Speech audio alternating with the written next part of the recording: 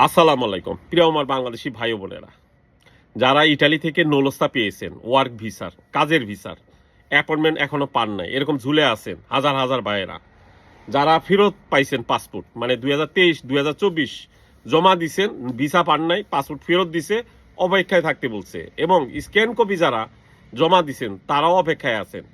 তো তাদের উদ্দেশ্যে বলি, আজকে রাতে আমার ইউটিউব থেকে একটা অবশ্যই লাইভ করব বাংলাদেশ সময় রাত 10:30টায়। তার কারণ হলো, ইটালিতে যারা রোম শহরে একজন খারাপ মানুষ, তাকে 2 জনে ধরা হয়েছে, আরো কয়েকজনে কি বলে গৃহবন্দী করা হয়েছে, যে এই বাসা থেকে বের হইতে পারবে না, কারণ এই দুর্নীতির সাথে জড়িত। এবং ইটালিয়ান এম্বাসিতে 3জন ইটালিয়ান জড়িত।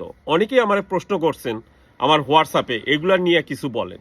তো আপনাদের এগুলা নিয়েই আজকে রাতে আমি লাইভে কথা বলবো, ভালো বা মন্দ কি হতে যাচ্ছে সামনে। তো ভালো থাকবেন সবাই, পারলে আমার ইউটিউবে বাংলাদেশ সময় 10:30টায় লাইভ দেখবেন। আসসালাম।